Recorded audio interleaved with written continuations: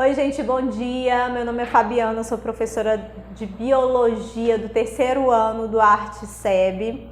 Hoje a nossa aula vai ser uma aula de continuação sobre as características gerais dos filos animais, tá ok? Então, nós já vimos as características gerais de poríferas, agora nós vamos trabalhar quinidários ou os selenterados, tá ok? Então vamos lá, abram o caderno de Biologia B, aula 10, quinidários, tá? Quais são as características gerais desse grupo, certo? São animais que possuem uma simetria radial ou são assimétricos, dependendo da espécie que nós estaremos tratando, tá? Então, só para nós relembrarmos, nós temos simetrias radiais, né? São aqueles tipos de animais que possuem, aqui ó, como exemplo da nossa medusa, se nós traçarmos raios a partir de um eixo central, nós temos vários planos de simetria, tá? Diferente da simetria bilateral, tá? Então, a simetria bilateral, se eu traçar um eixo no corpo do animal, eu tenho lados ou imagens especulares, né? Bilateralmente do corpo desses animais, tá ok? Então, simetria radial ou assimétricos já possuem tecidos, tá? Então, lembrem que lá nos poríferos que nós acabamos de assistir a aula, esses poríferos, eles não possuem tecidos verdadeiros. Então, aqui nos quinidários, nos selenterados, essa já é uma característica nova do filo, tá? Então, esses tecidos já possuem características já típicas teciduais, né? Como membrana basal e junções, mas esses animais ainda não possuem órgãos, tá? A gastrulação, devido ao processo simplificado de gastrulação, eles são diblásticos, nós vamos já entender por que esses animais são diblásticos, né? Então, animais diblásticos têm dois folhetos embrionários, germinativos, então é a ectoderme e a endoderme, aqui no caso dos quinidários. São aquáticos, a maioria marinhos, representados pelas anêmonas do mar, as hidras, corais, águas vivas, tá? As formas podem ser apresentadas, esses quinidários, em forma de guarda-chuva, que é no caso as medusas, ou tubular tentáculos, né? Assim, um corpo mais tubular com a presença de tentáculos nas extremidades, que é o caso dos pólipos. Podem ter vida livre, no caso as hidras, as medusas, né? Ou sésseis, como exemplo da fase de pólipo ou as anêmonas do mar. Possuem células urticantes. Essas células urticantes é uma característica bem típica, bem marcante, bem interessante do grupo.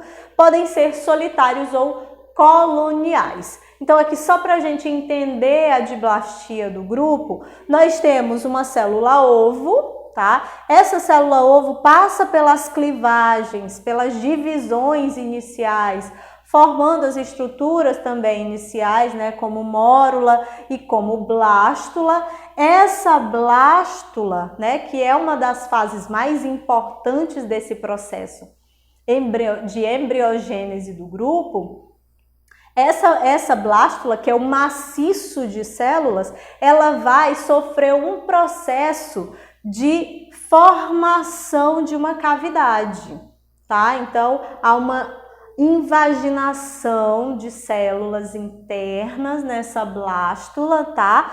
E vai formar uma cavidade no interior dessa blástula que nós chamamos de blastocele. Nessas fases de desenvolvimento, então, aqui prosseguindo a gastrulação, nessas fases de desenvolvimento, não há a formação do terceiro folheto embrionário, ok? Há a formação apenas da camada externa de células, certo? Aqui, ó, da camada externa de células, essa camada mais azulzinha, aqui azulada no nosso esquema, que é a ectoderme, a região de cavidade aqui, ó, que é a blastocele, e essa, durante o processo de gastrulação, a região basal dessa blástula, né, quando entra no processo de gastrulação, ela começa a se invaginar, ou seja, as células migram para o interior dessa estrutura, né? Dessa estrutura oca aqui, ó, para o interior da blastocele, ok? Formando o blastóporo. E aqui em amarelo nós temos o exemplo do endoderma. Então, por isso esses animais são diblásticos, tá ok? Aqui só para nós evidenciarmos os dois tipos, nós temos dois tipos básicos de quinidários, a forma poliploide ou tipo poliploide e a forma medusoide, tá? Então, a parede do corpo desses dois tipos tem 3 camadas. A epiderme, né, que é derivada do tecido ectodérmico, a mesogleia, que é derivada da blastocele. Então eu tenho aqui, ó, tá? Em rosinha aqui, ó, a mesogleia. E a gastroderme, que é derivada do endoderma. Então a ectoderme vai dar origem à epiderme, a blastocele vai dar origem à mesogleia, e a endoderme vai dar origem à gastroderme desses animais. Então, reparem que aqui, ó, ambos têm tentáculos, né? A boca aqui das formas medusoides, ela é ventral. A boca da forma poliploide, ela já é no ápice, já bem pertinho dos tentáculos das extremidades, tá ok? Esses animais, esses dois tipos, evidencia uma característica do grupo que nós chamamos de dimorfismo, ou seja, há dois tipos diferentes, os pólipos, né, apresentando esse corpo tubular com esses tentáculos, formando uma espécie de coluna com um disco pedal preso, né? Então esse disco pedal aqui, ó, que vai fazer com que esse pólipo seja séssil aqui presinho no substrato, podem ser isolados ou formar colônias. Já a forma poliploide, medusoide, ela é uma forma, adquire essa forma de guarda-chuva, tá? Ou de sino. Tem uma boca centralmente na superfície oral, né? Ou seja, abaixo, bem na superfície ventral. E os tentáculos formando uma espécie de umbrella, tá? Então, é uma das denominações desses tentáculos, né, em forma de sino das medusas. Aqui nós temos um exemplo de uma das células, na realidade, de uma das células muito importantes do grupo, que são os quinidócitos. Esses quinidócitos são células que têm como principal característica a defesa do animal. Reparem que esse quinidócito, ele tem uma estrutura bem típica. No interior desse quinidócito tem uma espécie de válvula.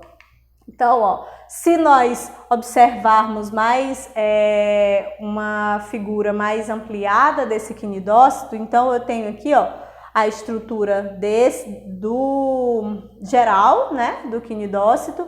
Eu tenho um opérculo.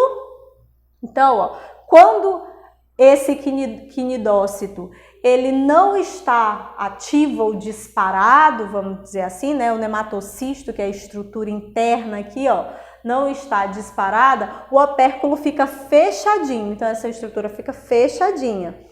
Quando esse nematocisto é disparado, que é como se fosse esse espiralzinho aqui dentro, né?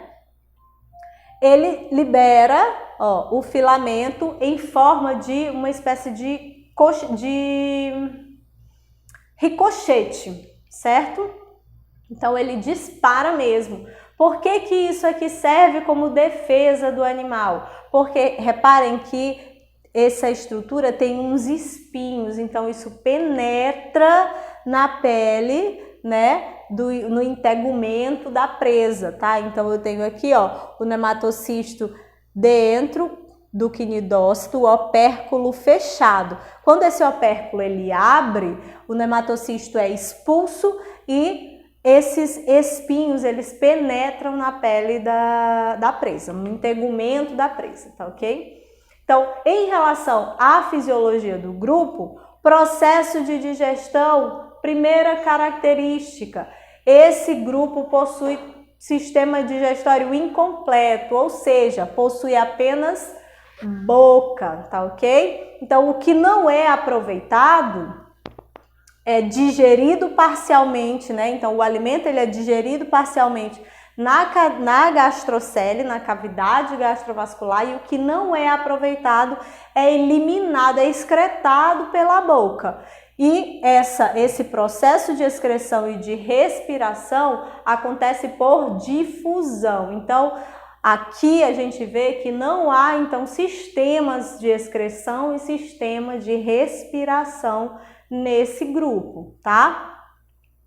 O grupo também pode se reproduzir assexuadamente ou sexuadamente. Por brotamento, a forma assexuada, né? Então, eu tenho aqui um pólipo, esse pólipo, ele desenvolve brotos, esse broto se destaca do pólipo matriz, formando uma nova estrutura, né? Uma nova hidra.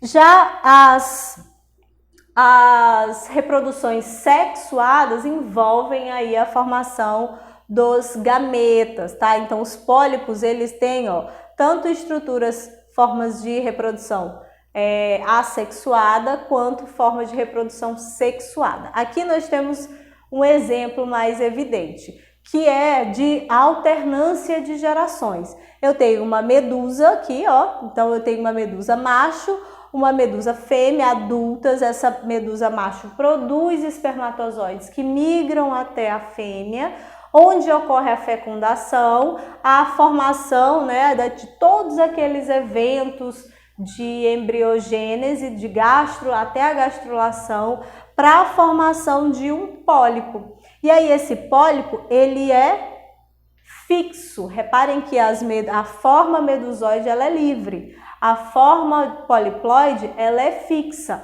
Então, esse pólipo, ele começa a se desenvolver, se reproduz por brotamento assexuadamente e forma uma nova medusa, tá? Então, a forma poliploide e medusoide são formas de alternância de gerações durante o processo de reprodução, tá? Os quinidários, eles possuem 4 classes, certo? Como suas formas de classificação. A classe Anthozoa, que apresenta apenas indivíduos de forma poliploide, exemplo, as anêmonas do mar são exemplos de anthozoários, fixos com essa característica de corpo tubular e tentáculos nas extremidades. A classe Hidrozoa, que são os únicos quinidários que têm representantes de ambiente marinho e de água doce. Existem as hidras, né, de água doce, representantes, exemplos, hidras e as caravelas, tá? A classe Sifozoa ou sifozoários são as medusas, né, que são a forma predominante, a água viva é o principal exemplo, e os cubozoários ou a classe Cubozoa, que são as medusas que têm um aspecto bem diferenciado, que formam uma espécie de umbrella cúbica. Esse exemplo de Cubozoa, que aí eu coloquei aqui até o exemplo da vespa do mar, é um dos exemplos de quinidários que pode levar à morte. Tá? A maioria desses quinidários, por causa das células de defesa, do quinidócito, pode causar queimaduras, causar irritações na pele. É uma forma dele se defender dos predadores. Mas no caso das vespas do mar, esse ataque, vamos dizer assim, né? Essa defesa, não é nem um ataque, essa defesa, né, dessas espécies são tão eficientes, vamos dizer assim, que pode levar à paralisação de presas maiores até a morte de presas menores, tá ok? Então, nossa aula termina aqui, a aula de hoje. Esperem as notificações, ativem as notificações do ArtSeb Modo On para que vocês fiquem ligadinhos aí nas próximas aulas, tá ok? Beijo, até a próxima aula!